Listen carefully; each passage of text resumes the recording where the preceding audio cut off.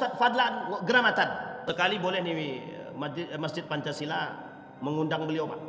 Perlu sesekali kita punya motivasi untuk mengislamkan orang yang sesungguhnya, Pak. Biar tahu dia. Biar kita nih tahu orang-orang yang masuk Islam itu perjuangannya seperti apa. Biar kita yang sudah Islam ini sadar diri, Pak. Biar kita yang sudah mukmin duluan ini sadar. Orang mu'alaf berbondong-bondong mau masuk Islam. Kita sudah mukmin mau kafir, Pak. Nah, itu masalah kita sekarang ini. Jadi Ustadz Fadlan Gramatan itu mengislamkan satu suku itu dengan caranya mengislamkan kepala sukunya. Jadi caranya adalah ajarkan kepada kepala sukunya kebersihan yang mereka tidak pernah kenal, bahwa cara membersihkan itu sederhana dengan sabun. Akhirnya Islam dikenalkan bahwa Islam itu senang kebersihan, dan begitulah bisa diterima. Masuklah, Pak, kepala sukunya. Kepala sukunya mengatakan, kalian semua masuk, aku sudah Islam. Semua ngikut.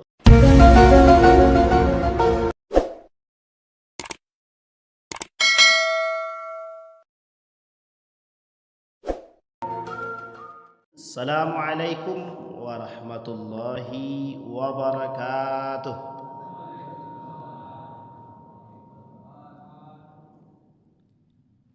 Alhamdulillahi rabbil alamin.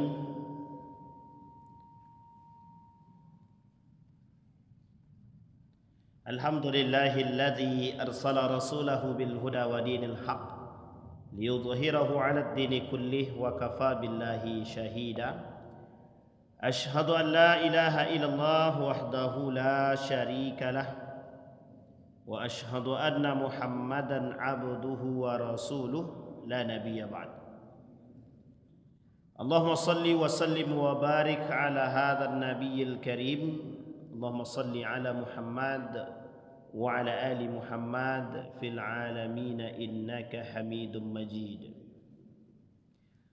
Ya ayyuhan nasu ittaqu rabbakum alladhi khalaqakum min nafsin wahidah wa khalaqa minha zawjaha wa batha minhuma rijalan katsiran wa nisaa'a wattaqullaha alladhi tasaaluna bihi wal arham innallaha kana 'alaikum raqibah. Puji syukur kehadirat Allah dengan mengucapkan alhamdulillahi rabbil alamin.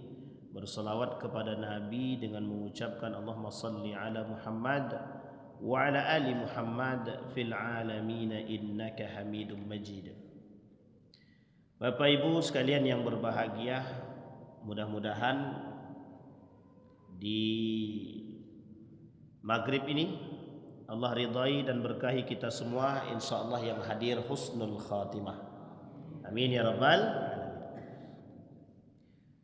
Baik Bapak Ibu sekalian yang berbahagia, di malam hari ini judul kita berkaitan erat dengan seorang sahabat Nabi. Mudah-mudahan kisah sahabat yang kita pelajari ini bisa menambah keimanan dan kita ambil pelajaran. Dalam satu hadis baginda Nabi yang dikatakan mungkar oleh sebagian para ulama hadis, tetapi benar adanya dalam satu bentuk fakta. Kata Nabi, ashabi kan nujum, man iqtadaitum ihtadaitum. Sahabatku, kata Nabi, kan nujum, seperti bintang-bintang. Barang siapa, kata Nabi, yang bisa mengambil pelajaran daripada kehidupan mereka, maka mereka akan mendapatkan petunjuk hidayah. Kata Nabi, ashabi kan nujum. Barang siapa yang mengikuti perjalanan para sahabat, maka mereka akan mendapatkan petunjuk. Bapak Ibu sekalian yang berbahagia, hadis ini oleh sebagian para ulama mengatakan batil, mungkar. Tapi seorang ulama besar yang bernama Buya Gus Rizal, ulama Majelis Ulama Indonesia Sumatera Barat, Padang, sekarang menjadi ketua bidang fatwa Majelis Ulama Indonesia Republik Indonesia RI Pusat. Beliau mengatakan dalam ceramah beliau, ada satu hadis yang dianggap batil tapi secara fakta perlu untuk dipelajari. Hadis tersebut adalah yang tadi kita bacakan. An ashabi kan nujum bi ayyuhum iqtadaitum ihtadaitum. Sahabatku layaknya seperti bintang-bintang. Barang siapa yang bisa mengambil pelajaran daripada kehidupan mereka, insya Allah mereka akan mendapat petunjuk. Secara fakta, memang sahabat Nabi tak ada yang buruk. Tak ada sahabat Nabi yang berani dicela. Sampai Nabi mengatakan, yang mencela sahabatku, kata Nabi, mereka telah mencela diriku. La tasubbu ashabi. Jangan kalian mencela sahabat-sahabatku, kata Nabi. Jadi tidak bisa. Ini urusan. Baik Bapak Ibu sekalian yang berbahagia, di dalam surat At-Taubah, a'udzubillahi minasyaitonir rajim. Wa minal a'rabi may yu'minu billahi wal yaumil akhir wa yattakhidhu ma yunfiqu qurabatin 'indallahi wa salawatir rasul. Ala innaha qurbatun lahum sayudkhiluhumullahu fi rahmatihi innallaha ghafurur rahim. Di dalam ayat yang lain, dalam surat Asy-Syu'ara ayat 224 sampai 227, Allah berfirman, wasyu'ara'u yattabi'uhumul ghawun alam tara annahum fi kulli wadin yuhimun wa annahum yaquluna ma la yaf'alun illa alladhina amanu wa 'amilus salihati wa dzakarullaha katsira wa intasaru min ba'di ma zulimu wa saya'lamu alladhina zalamu ayyamun qalabi yanqalibu. Shadaqallah. Ayat yang pertama kita bacakan surat At-Taubah ayat 99 yang berbunyi, wa minal a'rabi may yu'minu billahi wal yaumil akhir wa yattakhidhu ma yunfiqu qurabatin 'indallahi wa salawatir rasul ala innaha qurbatun lahum sayudkhiluhumullahu fi rahmatihi innallaha ghafurur rahim. Bapak Ibu sekalian yang berbahagia, ayat ini berbicara tentang seorang sahabat Nabi yang dimuliakan oleh Allah ketika Allah menjawab doa daripada sahabat yang bernama An-Nu'man ibn Maqarin Al-Muzayyin. Ada seorang sahabat Nabi yang digandeng dengan seorang sahabat yang lain yang bernama Hudzaifah ibnul Yaman. Bapak Ibu, mungkin persoalan sahabat ini tidak banyak yang mungkin terlalu mengenal karena memang tidak terlalu populer di sebagian kalangan. Terkhusus bagi orang-orang muslim hari ini tidak terlalu populer dengan para sahabat-sahabat seperti ini. Saya tak yakin 100% kita mengenal siapa An-Nu'man ibn Al-Maqarrin Al-Muzayyin. Kalian yang berbahagia, sebelum kita masuk kepada pembahasan seorang sahabat bernama Nu'man ini, alangkah baik kita merunut cerita dari pembukaan masa Abu Bakr Siddiq. Kita mulai dari baginda Nabi sebelum sampai kepada Abu Bakar. Dalam satu catatan sejarah, Nabi berhijrah dari Mekah ke Madinah, Yasrib. Di tengah perjalanan di perbatasan ada satu perkampungan yang bernama Muzayyinah. Ada satu perkampungan yang bernama Muzayyinah. Jadi kalau kita dari Mekah menuju Yasrib, Madinah, maka di tengah-tengah perbatasan itu sebelah kanan kalau dari sebelah kiri kalau dari Mekah, sebelah kanan kalau dari Madinah. Salah. Ya betul. Nama perkampungan tersebut adalah Al-Muzayyinah.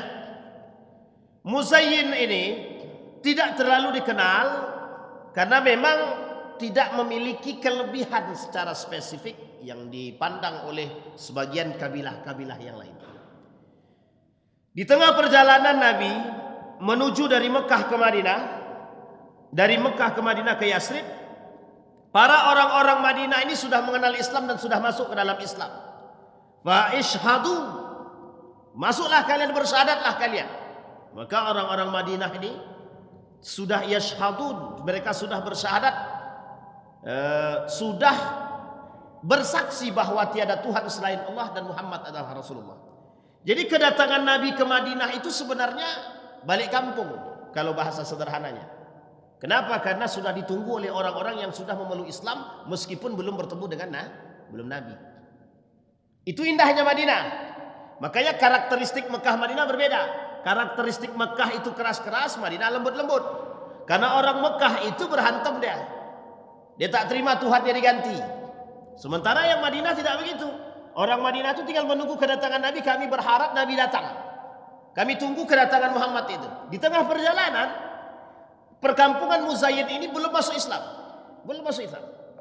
Perkampungan Muzayyid ini tidak memeluk agama Islam, tapi agama nenek moyang, paganisme. Singkat cerita, orang ini mendengar bahwa Muhammad dalam perjalanan menuju kota Yasrib dari Mekah.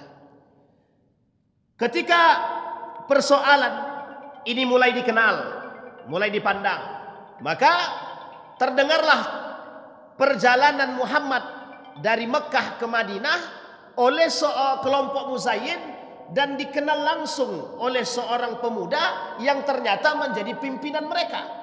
Jadi pemimpinan perkampungan kelompok Muzayyid ini masih anak muda. Nah, anak muda ini bernama An-Nu'man ibn Maqarrin al-Muzayyid. Uniknya, anak muda ini memiliki karakter yang bagus. Satu, punya kelebihan. Apa kelebihannya? Anak muda ini kalau berbicara, orang tua-tua mau dengar. Artinya sebenarnya dia tidak langsung begitu. Dia punya karakter yang disegani dan keberanian yang tidak dimiliki oleh sebagian orang. Kita lihat di antara kita nih. Mungkin di antara kita nih ada yang tua-tua. Ada yang tua-tua. Tapi di antara kita yang tua ini mungkin, termasuk saya pribadi, termungkin belum tentu ada di antara kita nih yang memiliki sifat kepemimpinan yang baik. Oh, secara ketaatan mungkin oke. Tapi secara kepemimpinan belum tentu. Ada orang soleh tapi kepemimpinannya bagus, tidak bagus. Atau ada orang yang kepemimpinannya tidak bagus tapi dia soleh. Saya ulang. Ada orangnya soleh, kepemimpinannya tidak bagus. Ada orang kepemimpinannya bagus tapi belum tentu soleh. Yang kita harapkan dua-duanya jalan imbang. Soleh dia, kepemimpinannya bagus. Itu yang kita harapkan. Nah, Nu'man ibn Maqarrin dia tidak muslim. Tidak muslim. Hanya saja telah mendengar tersebar luas di telinga para kelompok Muzayyid ini bahwa orang-orang itu sudah mulai masuk ke dalam Islam. Satu ketika duduklah Nu'man ibn Maqarrin ini bersama 10 para sahabatnya. Ketika duduk, Nu'man bilang begini, para sahabat dan para tetua adat, kalau bahasa Awak gitu, para tetua adat. Jadi ada sahabat, ada para tetua adat. Sahabat itu otomatis yang seumuran. Kalau tetua adat berarti orang-orang tua yang memang, mohon maaf, mengerti persoalan adat istiadat. Artinya yang ditokohkan. Kalau di Riau ini tak tahu siapa yang mau ditokohkan. Mudah-mudahan ada. Mungkin Pak Desarno bisa jadilah. Kembali kepada poin tadi. Ketika Nu'man duduk dengan para sahabat dan berkumpul, kemudian Nu'man bilang begini kepada para sahabat, tidakkah kalian mendengar? Lebih kurangnya ya, lebih kurang. Persis tidak, tapi lebih kurang begitu. Tidakkah kalian mendengar ada seorang pemuda yang membawa ajaran dan sudah dikenal oleh mayoritas kelompok-kelompok Yasrib. Kebetulan tempat tinggal Muzayyid ini itu tak jauh dari Yasrib. Tak jauh dari Yasrib. Kalau kita perkirakan pakai mobil sekarang, antara Mekah Madinah itu sekitar 6 sampai 7 jam. Mekah Madinah itu 6 sampai 7 jam. Berarti kemungkinan besar kalau di tengah-tengah, kalau dia berbatasan dengan Mekah dan Madinah atau bersebelahan tidak dengan Madinah itu, paling kurang sekitar 1 sampai 2 jam. Muzayyid itu ke kota Madinahnya, karena berdekatan. Kemudian Nu'man bin Makarin bilang begini, tidakkah kalian pernah mendengar cerita-cerita buruk tentang Muhammad? Tidak ada berita yang datang kepada kita tentang Muhammad kecuali yang baik. Tidak ada berita yang datang kepada kita tentang Muhammad kecuali dia sebagai seorang yang penyayang, baik, ramah, tamah gitu. Ini Nu'man bin Makarin berkata. Singkat cerita, Nu'man bilang begini kepada tetua tadi, tidakkah kalian memandang apa yang ada pada diri seorang pemuda tersebut? Yang kedua, apa yang membuat kalian semua masih bertahan untuk tidak mengikuti perbuatannya? Sampai di sini bisa dipahami. Sampai di sini bisa dipahami ya. Apa yang dimaksud oleh Nu'man bin Makarin ini? Apa yang membuat kita masih bertahan dengan kondisi kita, sementara ada orang yang sangat mulia yang kita cuma mendengar kebaikan dan rahmat kasih sayangnya saja. Dia tak pandang bulu dengan siapapun, dia tak pandang bulu dengan orang manapun, tapi sifat karakteristik atau karakter lemah lembutnya terbuka untuk siapapun. Jadi dalam satu catatan sejarah, para ulama-ulama tafsir mengatakan kehadiran Nabi rahmatan lil alamin, kehadiran Nabi rahmatan lil alamin itu bukan untuk umat muslim. Maka kalau kita membahasakan hari ini, memang Nabi Muhammad itu adalah kepunyaan orang mukmin, tapi Nabi Muhammad bukan diciptakan hanya untuk orang mukmin. Bisa dipahami ya? Bisa dipahami dengan kalimat itu. Islam itu untuk semua umat manusia, terlepas dia memeluk Islam atau bukan. Artinya nilai-nilainya. Cuma yang pengen selamat harus masuk, itu aja. Tapi bolehkah orang kafir menerapkan nilai-nilai Islam? Boleh. Itu yang disebut dengan rahmatan lil alamin.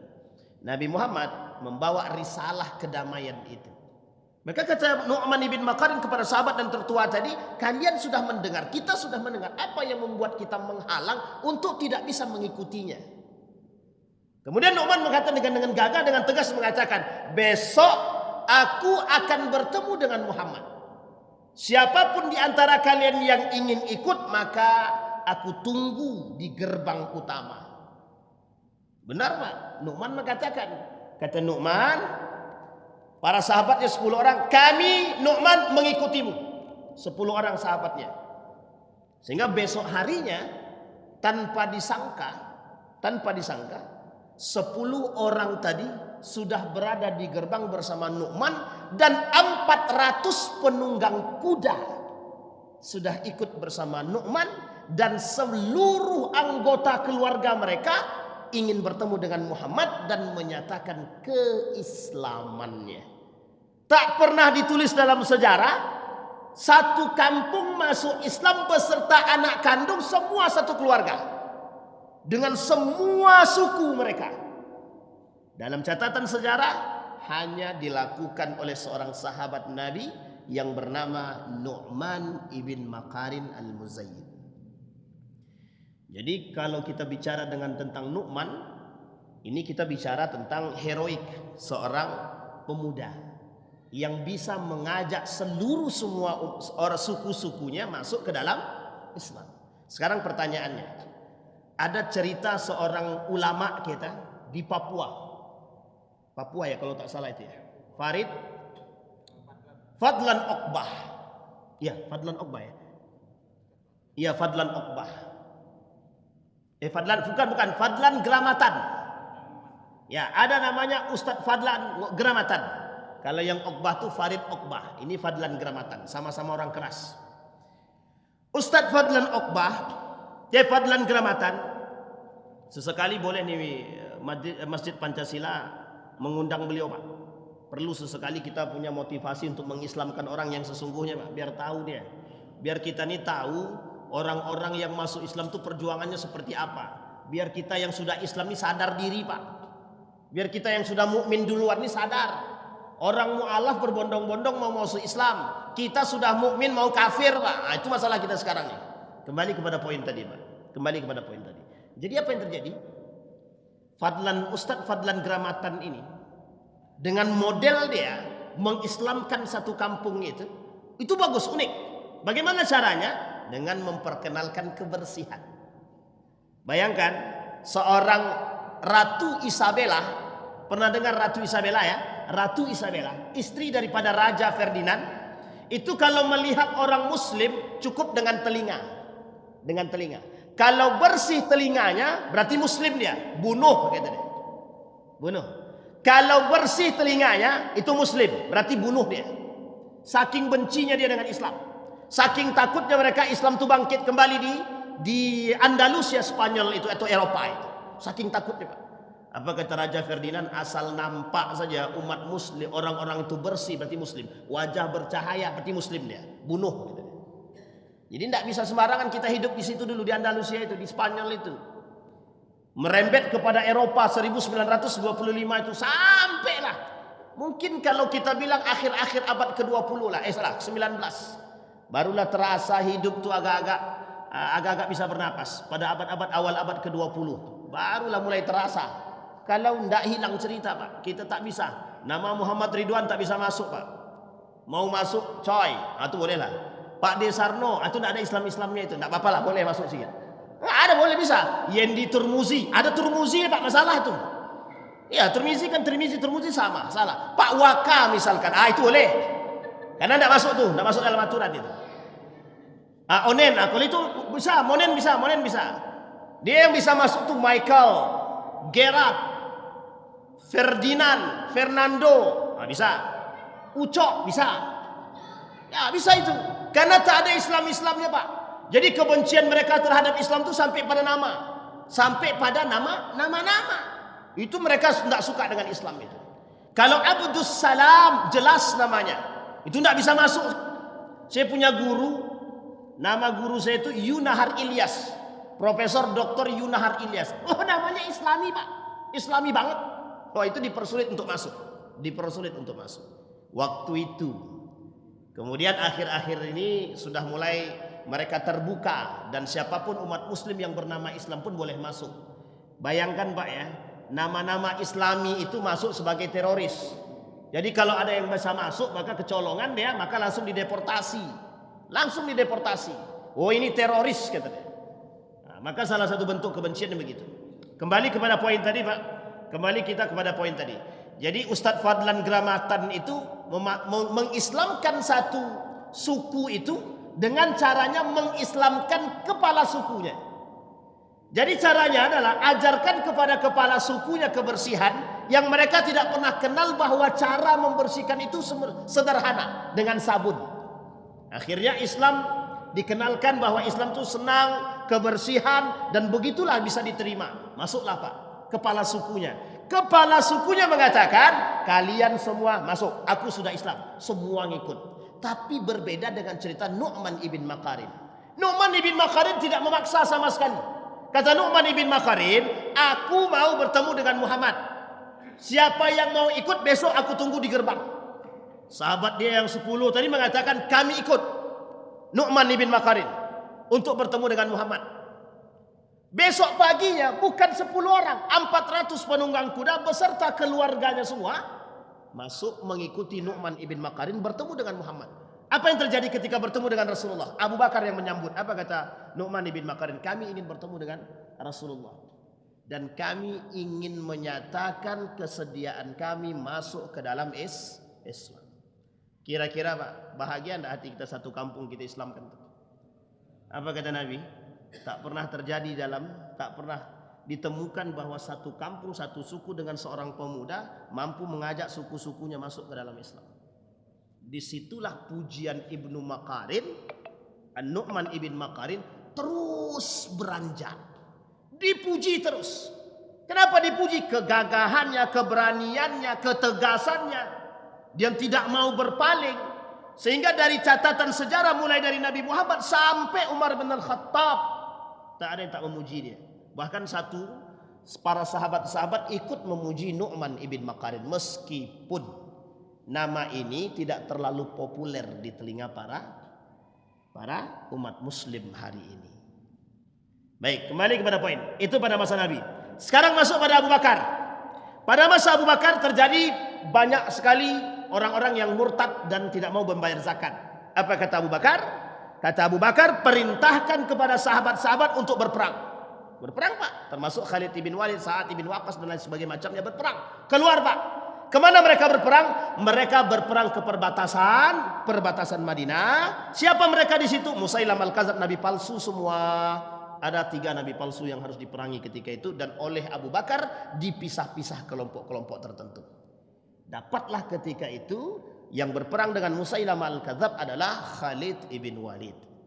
Selesai perperangan, umat muslim menang. Dengan satu tujuan, bahwa orang-orang murtad cuma dikasih 2 pilihan. Dibunuh atau mereka kembali kepada Islam. Selesai Pak. Cuma 2 itu pilihannya. Atau Anda tetap dalam keadaan kafir, tapi Anda berada dalam naungan umat muslim, wajib bayar jizyah, pajak. Bisa dipahami Pak ya? Tadi pagi kami bahas tentang pajak dalam Islam. Apa hukumnya ngambil pajak terhadap umat muslim? Haram. Kan begitu. Ini boleh enggak? Bagaimana hukum pajak itu Ustaz? Haram. Bagi umat muslim. Bagi orang kafir wajib, boleh, namanya jizyah. Jizyah dalam tanggungan. Wih, Ustaz ini parah nih, keras nih. Bukan, begitu pandangan para ulama. Coba cari. Boleh cek. Para ulama mengatakan hukum pajak itu haram. Coba tanya kalau nggak percaya. Apalagi kalau ditanya kepada ulama-ulama salafi, wah haram gitu deh, selesai itu. Benar Pak, cobalah kalau nggak percaya. Memang begitu. Coba tanya sama Dr. Mawardi Muhammad Saleh itu, ahli fikih kita. Coba tanya sama beliau, apa hukum pajak itu? Adakah pajak yang dibenarkan? Sebagian ulama mengatakan ada pajak yang dibenarkan selain daripada zakat.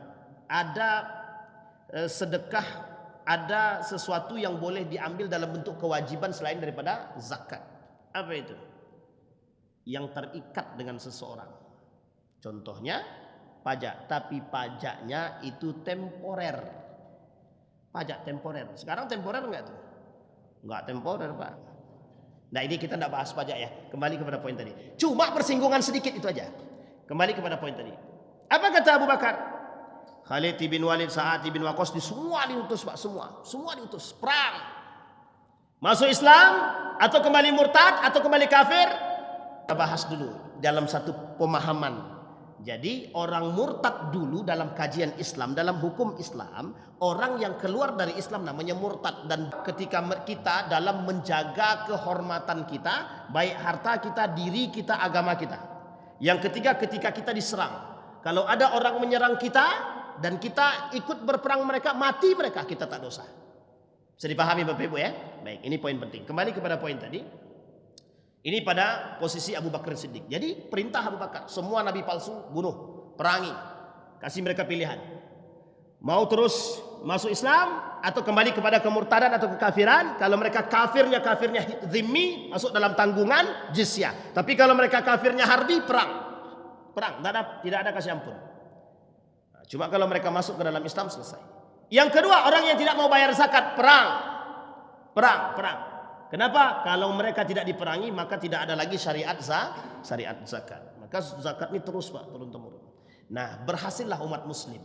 Seketika itu Abu Bakar dari ujung mengirimkan surat kepada Khalid ibn Walid melalui utusan yang diutus oleh Abu Bakar dari Madinah menuju perbatasan. Apa kata perbatasan itu dekat daerah Syam ya?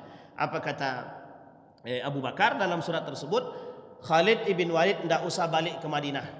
Lanjutkan perjalanan ekspedisi dan ekspansi menuju perbatasan Syam. Yang ketika itu dikuasai oleh Persia.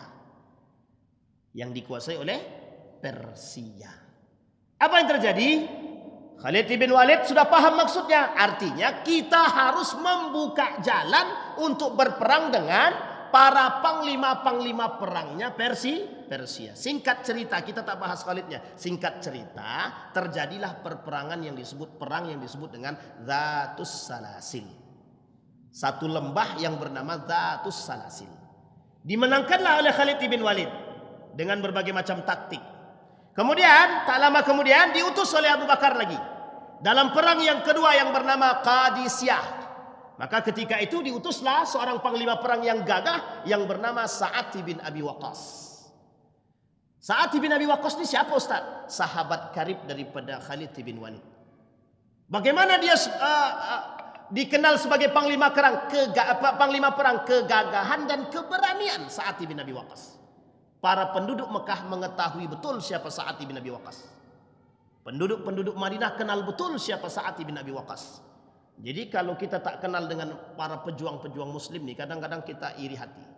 Lebih kenal dengan orang idola-idola yang masa kini ketimbang para sahabat. Yang harus kita idolakan itu adalah para sahabat sebenarnya. Nabi, sahabat, kemudian orang-orang saleh. Nah, setelah itu nak menggemarkan siapapun ya silahkan.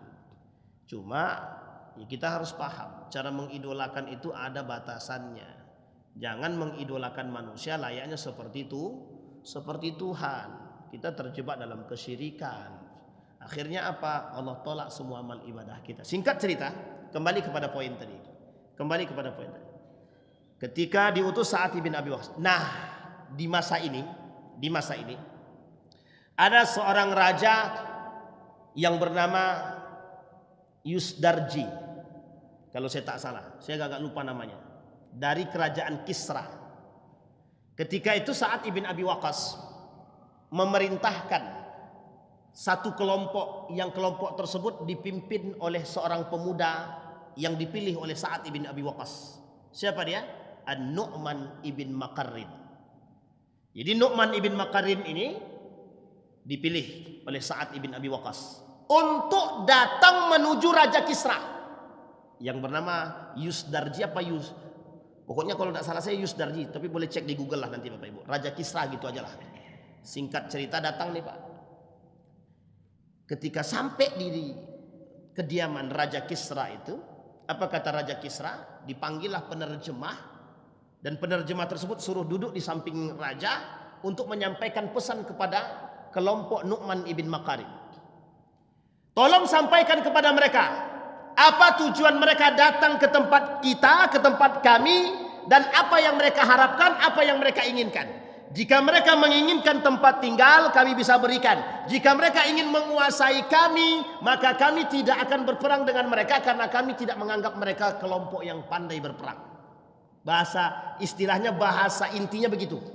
Singkatnya begitulah. Ini panjang Pak, panjang betul. Cuma saya singkat aja, inti poinnya begitu. Artinya Raja Kisra menganggap remeh kelompok ini. Apa yang kalian inginkan di tempat kami? Apakah ingin menguasai kami? Apa kalian ingin kami ikut bersama kalian? Apakah kalian ingin berperang dengan kami, yang kami sebenarnya tidak menganggap kalian sebagai orang yang paling pandai berperang? Kelompok yang tidak dikenal kalau bahasa dia begitu. Singkat cerita, dari sekian panjang tadi, apa kata Nu'man ibn Maqarrin? Wahai para sahabat-sahabatku yang hadir, kalau kalian mengizinkan, aku akan menjawab. Tapi kalau kalian ada yang ingin menjawab, maka silahkan. Aku serahkan kepada kalian, siapapun yang ingin menjawab. Satu ketika maju seorang sahabat dengan mengatakan begini, orang ini, pemuda ini yang akan mewakili kami untuk menjawab pertanyaan Anda.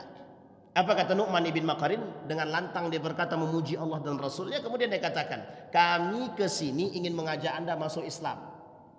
Kalau Anda tidak mau masuk Islam, kalau Anda tidak mau masuk agama kami, tapi dipuji dulu, puji panjang, pujian apa? Inti singkat cerita aja lah. Singkat intinya, kami mau ngajak Anda masuk Islam. Agama yang benar, agama yang dibawa oleh seorang pemuda yang jujur dan baik dan sangat berkasih sayang, lemah lembut. Apa kata Nu'man ibn Maqarrin kepada raja? Kami ingin mengajak Anda masuk Islam. Kalau Anda tidak mau, maka kami berikan Anda kesempatan untuk tetap tinggal di sini, dengan catatan Anda kami tarik upeti, jizyah. Coba bayangkan, siapa yang berani bilang begitu? Datang orang asing, datang ke rumah kita, kalian pindah dari rumah kalian nih. Kalau tidak, kalian bayar pajak ke kami. Siapa yang berani bilang begitu Pak? Sama raja Pak.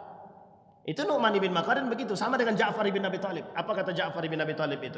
Aku tak akan tunduk kepada kalian, kata dia. Cuma ketika itu Raja Najasyi itu sangat bijak, itu saja. Dalam catatan sejarah Raja Najasyi itu masuk Islam. Dalam catatan sejarah ya. Meskipun tidak semua orang sependapat, tapi ya, kalau saya lebih condong mengatakan sependapat bahwa dia masuk Islam. Karena memang kebijaksanaan dia. Singkat cerita, Nu'man ibn Maqarrin mengatakan demikian.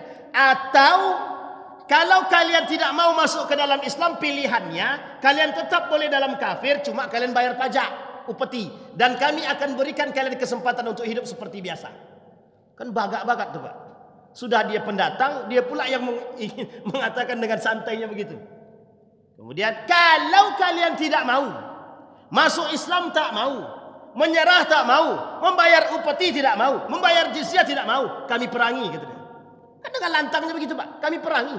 Apa kata raja itu langsung dipanggilnya penerjemah tadi, langsung katakan, kalau bahasa kitanya, dengan sangat emosi raja tadi, ambil pasir, taruh di kepala mereka, malukan mereka, suruh keluar dari perbatasan. Begitulah bahasa kasarnya. Orang ini tak bisa dibiarkan nih. Apa yang membuat mereka kok berani kali menantang kita? Itulah bahasa kita, bahasanya. Singkat cerita Bapak Ibu, dibawalah, ditanya, siapa di antara kalian yang menjadi pemimpin? Dengan santai, siapa pemimpin kalian? Sa'ad bin Abi Waqqas. Akhir cerita, mereka dibawa keluar, diusir dari perbatasan, disampaikan kepada Sa'ad bin Abi Waqqas. Apa yang dilakukan oleh Sa'ad bin Abi Waqqas? Kata Sa'ad bin Abi Waqqas, perang. Maka berperanglah mereka di parit-parit yang ada di lembah-lembah tersebut yang bernama Qadisiyah. Terjadilah perperangan yang disebut dengan Perang Qadisiyah. Bagian daripada perang pembuka kedua daripada perang Persia. Bisa dipahami sampai di sini Bapak Ibu? Itu yang kedua. Oleh Umar bin Khattab, kata Umar bin Khattab, ini pada masa Khalifah Umar bin Khattab, sudah berpindah dari tangannya Abu Bakar ke Umar bin Khattab. Apa kata Umar bin Khattab? Pada masa Umar bin Khattab, Qadisiyah sudah selesai, tapi mohon maaf, orang-orang Kisra sedang menyiapkan bala tentara lebih kurang 180.000 prajurit untuk menyerang rombongan Sa'ad bin Abi Waqqas dan Umar bin Khattab. Apa kata Umar bin Khattab dari Madinah? Aku harus turun ikut berperang sebagai seorang pemimpin. Coba bayangkan, pemimpin mana yang sekarang mau gitu? Aku akan tegak berdiri, katanya. Itu Umar bin Khattab, Pak. Umar bin Khattab. Makanya kalau ada Umar bin Khattab satu aja di Indonesia ini, satu aja di Indonesia ini, jadi pemimpin dia, selesai Pak. Putus-putus tuh tangan-tangan maling tuh. Yang koruptor-koruptor tuh tobat Pak. Besok pagi tobat tuh. Daripada mati digantung, takut dia sudah. Maunya begitu kan? Apa kata fatwanya Nahdlatul Ulama dalam apa namanya itu? Ya Allah, saya lupa itu dalam pembahasan mereka itu. Artinya fatwa NU itu tahun 1900-an itu, koruptor itu kalau mati jangan disolatkan. Koruptor itu kalau mati jangan disolatkan. Au yunfau minal ardi, kalau perlu dibuang katanya. itu ayatnya begitu Pak. Ayatnya, orang yang melakukan kezaliman dan melakukan kerusakan di muka bumi ini jangan solatkan, kalau perlu dibuang jasadnya. Coba bayangkan. Yunfau minal ardi.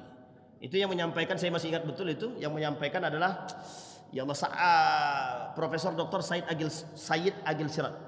Dengan lantang dia katakan, orang koruptor ini kalau mati tidak usah solatkan. Nabi tidak mensolatkan koruptor, tak solat. Nabi tak menyolatkan koruptor. Cuma Nabi tidak melarang siapapun para sahabat yang mau solatkan silahkan. Nah, jadi kalau Bapak Ibu mau solatkan orang koruptor silahkan. Tapi kalau saya ikut-ikut itu Pak. Saya tidak mau menyolatkan orang koruptor, atau mau saya solatkan. Nah, cuma kalau kita tahu dia korupsi. Tapi kalau kita tak tahu dia korupsi, itu masalah Pak. Nah, misalkan kan nampak tuh nama-nama yang terang-terangan korupsi, misalkan koruptor, kan jelas tuh orang-orangnya mati dia, nah, gitu. Tak usah ikut salatkan dan tak usah doakan. Ngapain nggak doakan? Orang dia zalim kok. Kan itu bahasa kasarnya begitu. Cuma ada cumanya. Semasa hidup nih doakan, semoga tobat dia. Yang dalam penjara, siapapun yang terkena indikasi korupsi, doakan semoga tobat dia, kan selesai. Nah, kalau tidak ya mati aja lah. Tapi itu yang dipotong yang terakhir tadi ya. Yang terakhir potong. Kembali kepada poin tadi Bapak Ibu. Nah, jadi Bapak Ibu, ketika itu pada masa inilah kemudian Umar bin Khattab mengatakan, aku ikut berperang sebagai seorang pemimpin, katanya. Cuma Bapak Ibu, sahabat Nabi yang masih hidup ketika itu bersama Abu Bakar itu, bersama Umar bin Khattab mengatakan, jangan, cukup kau pilih satu orang pemimpin saja untuk menjadi panglima perang mereka. Maka ketika itu Umar bertanya, pemimpin bertanya kepada sahabat, kepada jamaah ketika itu, siapa menurut kalian yang paling cocok untuk dipilih menjadi panglima perang? Sahabat bilang, pemimpin punya hak veto untuk memilih siapapun yang dia pilih.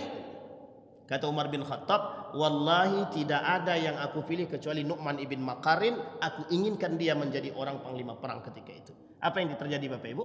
Dipilihlah Nu'man ibn Makarin menjadi pemimpin ketika itu, panglima perang. Siapa yang menjadi prajuritnya? Siapa yang menjadi bawahan dia? Termasuk sahabat-sahabat Nabi yang lain. Seperti Mus'ab ibn Umair, itu yang di bawah Mus'ab itu banyak. Dia naik di atas kuda, Abu Bakar di bawah. Padahal Abu Bakar khalifahnya, Pak. Abu Bakar khalifah, dia di bawah. Di bawah tuh Abu Bakar tuh. Karena dia menghormati yang panglima perang yang sudah dipilih. Sama Pak, Abu Bakar kata Umar, aku tunduk dan patuh kepada perintah panglima perang. Termasuk ketika itu panglima perangnya adalah Nu'man ibn Makarin. Apa kata Umar bin Khattab?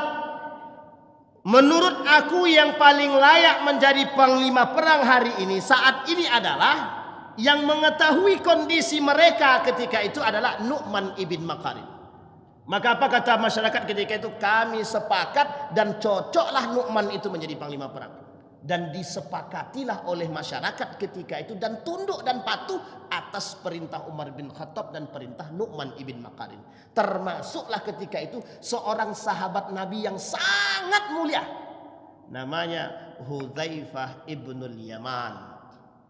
Jadi Hudzaifah ibnul Yaman itu orang selanjutnya yang bakal menjadi pengganti Nu'man ibn Makarin dalam perperangan.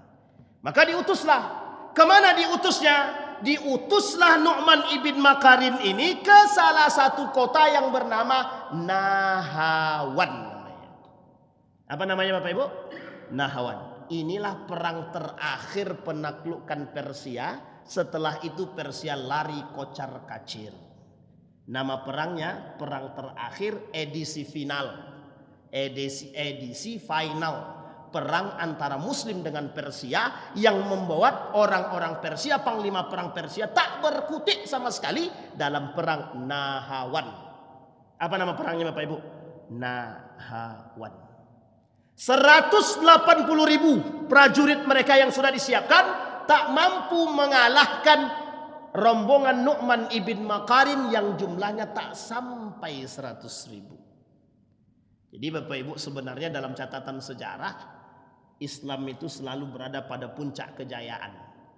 Pada puncak kejayaan. Saya tanya sama Bapak Ibu, di mana umat Muslim punya jumlah lebih banyak daripada musuh? Dalam perang apa? Boleh carikan. Coba carikan.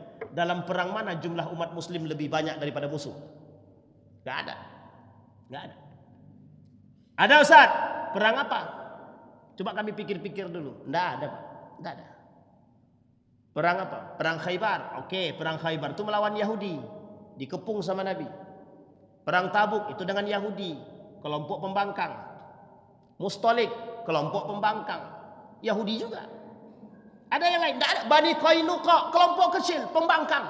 Kembali kepada poin tadi. Tidak ada Pak dalam catatan. Perang Uhud, perang Badar, perang Khandaq, semua tak ada. Jumlah umat Muslim selalu lebih sedikit. Kita berbicara dalam hal ini kita berbicara tentang Nu'man ibn Makarin, bukan perang Nahawannya. Hanya saja ketika Nu'man ibn Makarin dipilih menjadi panglima perang, sahabat-sahabat Nabi mengerti betul siapa Nu'man ibn Makarin. Satu, siapa Nu'man ibn Makarin? Pimpinan kepala suku. Dua, tutur bahasa, kata sopan santun yang membuat kepala suku dan sahabat-sahabat masyarakat suku Muzayyid sangat mencintai Nu'man ibn Makarin. Tiga, Nu'man ibn Makarin dikenal orang yang beradab, jenius, bukan jenius, intelektualis, akademisi, bukan dosen tapi cuma cerdas. Empat, sangat terpercaya, amanah. Jadi Pak, kita mungkin nih, suara saya nih tak satu kampung mau dengar Pak. Sekalipun saya ini dipanggil orang ustaz, suara saya nih tak semua orang mendengar meskipun dipanggil ustaz. Kalau perumahan kami ini cuma 15 kakak, mungkin masih mau mereka dengar alhamdulillah itu, karena 15 kakak cuma. Tapi kalau satu RT itu ada sekitar 180 kakak. Semuanya, enggak semuanya suka sama saya, Pak. Ini Nu'man ibn Makarin itu 500 kakak, Pak. Apa kata dia saja? Kalau kalian mau ikut, ayo. Kalau enggak, satu suku masuk Islam. Kira-kira ya. Orang seperti apa yang bisa begitu? Apa yang kelebihan dia punya? Karisma. Nabi punya itu, Umar bin Khattab punya itu, Abu Bakrin punya itu. Berbeda antara Ali dengan Utsman ibn Affan, sangat berbeda. Bisa dipahami Bapak Ibu? Tingkat karisma tertinggi itu ada pada baginda Nabi Muhammad SAW. Tingkat karisma tertinggi yang kedua ada pada Umar bin Khattab, yang ketiga Abu Bakrin Siddiq. Jadi jangan salah, Pak. Umar itu banyak yang tak suka, tapi kalau kata-kata dia tak ada yang berani lawan. Sekali dia bilang, kata dia, semua dari ujung ke ujung. Dari ujung ke ujung. Pendeta-pendeta takut. Jangankan pendeta, setan aja takut. Sekarang Pak, mohon maaf, coba pemimpin, ada nggak pemimpin itu yang setan takut sama dia? Nggak ada, Pak. Yang ada pemimpin itu jadi setan. Itu yang bisa disalah sekarang, Pak. Coba bayangkan. Tapi ini kan konteksnya pemimpin mana dulu kan begitu. Ya siapapun lah yang jadi setan lah. Tidak hanya pemimpin, kepala rumah tangga pun bisa jadi setan kan.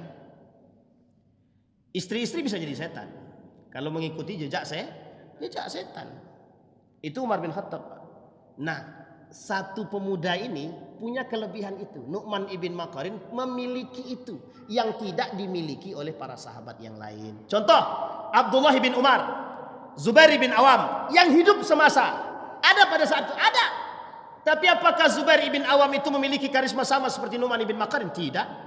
Buktinya ketika Nu'man ibn Makarin bergabung bersama satu kampungnya masuk ke dalam Islam, apa kata Abu Bakar?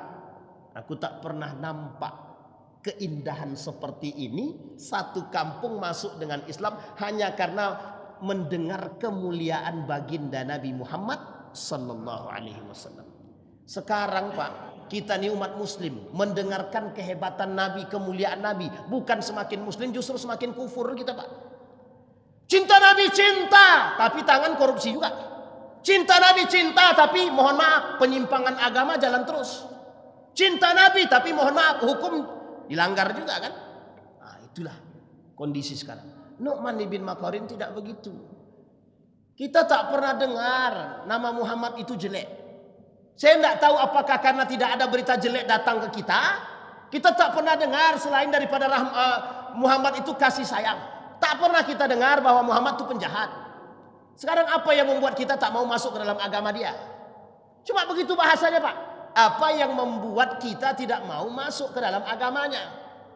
Apa kata tetua adatnya? Iyo juga yo kata dia. Itu bahasa kita, Pak. Coba bayangkan, pakai apa dia bicara? Dia tak berbicara. Bahasa itu sederhana, Pak, kita sering ucapkan. Tapi mengapa bahasa yang diucapkan oleh Nu'man begitu menggetarkan hati mereka, sementara kita berbicara tak ada yang getar, Pak? Bisa dipahami Bapak Ibu? Begitulah yang disebut dengan karisma. Orang yang dikehendaki oleh Allah, dicintai oleh Allah, tak perlu banyak bicara, cukup sekali berbicara, semuanya terhipnotis. Jadi kita tidak perlu belajar hipnotis untuk menghipnotis orang. Cukup jadi orang baik, banyak berbuat, sesuaikan dengan perilaku dengan ucapan, insya Allah banyak pengikut kita, Pak. Bisa dipahami Bapak Ibu? Tapi kalau sekarang nih Ustaz, pengikut-pengikut sekarang nih banyak yang suka yang aneh-aneh. Itu lain cerita ya. Itu lain cerita. Kita anggaplah itu penyimpangan. Kalau terjadi penyimpangan. Kalau tak ada penyimpangan ya sudah. Sampai di sini bisa dipahami Bapak Ibu? Sudah kenal dengan seorang sahabat Nabi bernama Nu'man ibn Makarin? Insya Allah. Mudah-mudahan ada serial-serial sahabat lain yang bisa kita pelajari agar kita bisa mengambil faidah dari perjalanan hidup mereka. Satu. Yang kedua sudah. Yang ketiga sudah. Yang terakhir Bapak Ibu. Ada satu sifat dari Nu'man ibn Makarin yang perlu kita mohon maaf kita pelajari. Apa itu? Nu'man ibn Makarin tidak ada satu urusan jihad pun yang mohon maaf terlewatkan oleh Nu'man ibn Makarin. Artinya Nu'man sangat cinta terhadap persoalan jihad. Itulah sebab cerita Nu'man ibn Makarin ini Allah sambut dalam ayat surat Taubah ayat 99 dan surat Asy-Syu'ara ayat 224 dan sampai 227. Hanya untuk mengucapkan, menyampaikan kepada kita semua, ini loh ada orang yang datang dari belahan asing masuk ke dalam Islam, beriman, langsung berani berjihad. Bukan Ansor, bukan Muhajirin, tapi mereka bergabung dengan Islam, siap berjihad demi aku dan Rasulku, kata Allah. Pertanyaannya adalah, kemana kita umat muslim hari ini yang mengaku mencintai Allah dan Rasulnya tapi membenci persoalan jihad? Mudah-mudahan yang singkat ini bisa menambah keimanan kita, bisa mengambil petunjuk dari perjalanan sahabat-sahabat Nabi yang insya Allah kalau kita mau terapkan dalam diri kita, setidaknya sebagai pribadi kita bisa mencontoh perjalanan hidup para sahabat. Allah jaga dan istiqamahkan kita dalam keimanan. Allah matikan kita dalam keadaan mukmin.